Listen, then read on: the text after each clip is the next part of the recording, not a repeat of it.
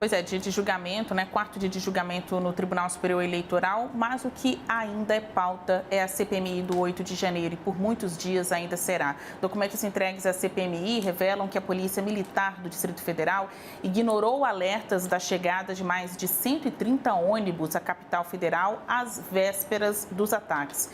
Esse relatório produzido pelo Gabinete Geral da PM aponta que a Agência Nacional de Transportes Terrestres, a ANTT, começou a avisar sobre o aumento das caravanas de manifestantes já na tarde de sexta-feira, dia 6 de janeiro. De acordo com o documento, esses avisos foram atualizados nos dias que antecederam os ataques. Mas a PM, de acordo com essas informações, manteve o efetivo planejado anteriormente. Sobre esse assunto, o CNN Dois Lados conversa com os deputados federais Rogério Correia, do PT, e José Medeiros, do PL. Tudo bem? Muito bom dia aos senhores. Bom dia, Basílio. Bom dia, José Medeiros. Bom dia, Basílio. Olha, eu vou começar com o José Medeiros. Deputado, na sua avaliação, estas novas informações que chegaram aí à CPMI do 8 de janeiro colocam foco na responsabilidade dos órgãos de segurança do Distrito Federal ou o senhor acha que é só mais um elemento? Eu avalio que é mais um elemento aí, mas é bom a gente lembrar que a Polícia Militar do Estado, do Distrito Federal, ela trabalha cotidianamente, ela está acostumada a trabalhar com essas manifestações e eu diria que esse caso de 8 de janeiro ela foi um caso fortuito, porque já tínhamos tido 7 de setembro, já tínhamos todas as manifestações, todas elas pacíficas, e eu não vou dizer que houve uma coisa deliberada deles de colocar pouco efetivo. Eu creio que eles acharam que ia ser na mesma linha das outras manifestações.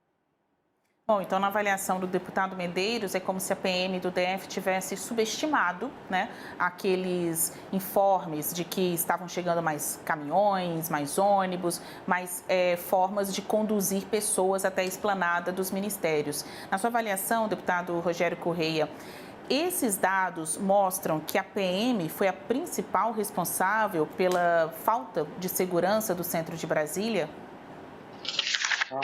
Acho que comprova mais uma vez. A PM foi realmente responsável, né, por não ter segurado aquele dia 8 e evitado que acontecesse aquele desastre de quebra-quebra nos 3 poderes. Mas é preciso ver que isso tudo foi um processo. Na terça-feira, na CPMI, nós vamos escutar o tenente-coronel Mauro Cid. No telefone dele, tinha uma minuta de decreto de garantia de lei e de ordem que seria feito pelo ex-presidente Bolsonaro. Na casa do Anderson Torres, foi encontrada a minuta de golpe de intervenção no Tribunal Superior Eleitoral. Então, havia um processo de golpe em curso. E a Polícia Militar estava também, junto com o governo do Distrito Federal, nesse procedimento de golpe, tanto que não agiram. Agora fica claro, através deste documento da Agência Nacional do Transporte, mas também, Basílio, um documento hoje essencial para ser analisado, que vai chegar agora à CPMI, que é uma declaração do delegado da Polícia Federal, doutor Andrei, que disse que na véspera eles já tinham todo o conteúdo do processo golpista que seria no dia 8. Esse diretor-geral da Polícia Federal, doutor Andrei, diz que se reuniu, inclusive, com o secretário adjunto de Segurança Pública, que é o doutor Fernando Oliveira, e mais a coronel da PM, Cíntia Queiroz, que era responsável pela inteligência. Reuniu com os dois, detalhou a questão do golpe. O Anderson Torres já estava nos Estados Unidos naquela época com o presidente Jair Bolsonaro. E o Oliveira, que é o adjunto de Segurança Pública, disse que mesmo assim manteria a Polícia Militar com o mesmo número de pessoas no dia 8 e não mandou fechar a esplanada, que ficou aberta. E depois a Polícia Militar praticamente escoltou até os 3 poderes aqueles que já iam dar o golpe, apesar da Polícia Federal já ter dito à Polícia Militar que haveriam, sim, já pretensões golpistas. Então, é muito claro. Eu estou fazendo, inclusive, requerimento para escutar o doutor Fernando, que é o adjunto do Anderson Torres, escutar essa coronel Cíntia Queiroz e também a convocação do governador de Brasília, Ibanez Rocha, para saber se ele também foi informado disso e qual a culpa do próprio governador nesse processo golpista. Pois é, eu ia perguntar justamente isso, né? O foco aí sobre as autoridades do governo do Distrito Federal e se isso poderia recair sobre o governador, que chegou a ser afastado por vários dias do cargo pelo ministro do Supremo Tribunal Federal, Alexandre de Moraes, mas também por decisão do ministro do STF, Ibanez Rocha voltou ao comando de Brasília. Então, na avaliação dos senhores, alguém sabia exatamente a dimensão dos atos do 8 de janeiro, sejam as autoridades locais, as autoridades do governo federal? É possível dizer que, além de alguns manifestantes já mal intencionados ali, querendo propagar desordens de fato, né? Alguns de fato estavam defendendo o golpe, é possível dizer que havia autoridades das diferentes esferas de poder cientes do desastre que ia acontecer em Brasília naquele 8 de janeiro? Deputado José Medeiros.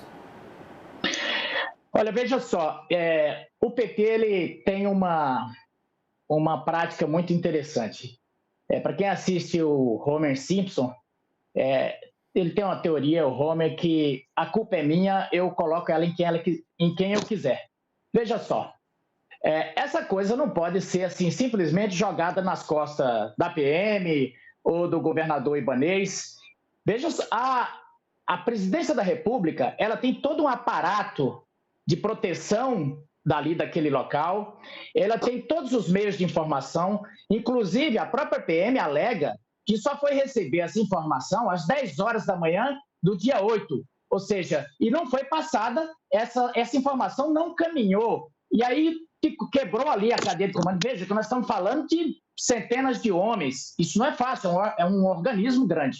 Agora, o PT pratica, e principalmente o Lula, pratica uma teoria que no Brasil é chamada de cegueira deliberada, ou cegueira voluntária. Como é que isso funciona? Se você tinha os meios e você deveria saber, e você deveria agir, e não fez deliberadamente, você é responsável pelo resultado. Onde estava Lula? Coincidentemente, fora de Brasília. Os meios de informação dele, todos, a BIM, aliás, o aparato técnico era dele. Portanto, o Lula tinha que saber, o Lula tinha que ter agido, e o que é que foi feito ali no Planalto? Deram folga. Mas agora é fácil, joga para cima do Ibanez, para cima da PM e tira o corpo fora. Por quê? Porque eu precisava do resultado. Isso é a mesma coisa do cara que carrega uma mala de cocaína, mas eu não sei o que tem aí dentro. Ele faz questão de não saber. Só que a justiça passou a entender. Se estava na sua mala, a droga é sua. Bom, aqui nos dois lados, vocês sabem que é a mesma pergunta para os dois lados. Então, repetindo ao deputado Rogério Correia, é possível afirmar que alguma autoridade tinha noção da dimensão do estrago que aconteceria em Brasília, sejam autoridades da esfera local, do Brasil? É até injusto, né?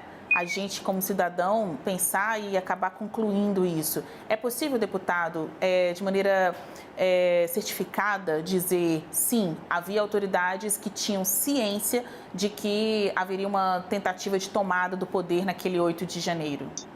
O governo federal. Sim, havia sim. Veja bem, na verdade, o Lula foi vítima disso, como a democracia no Brasil.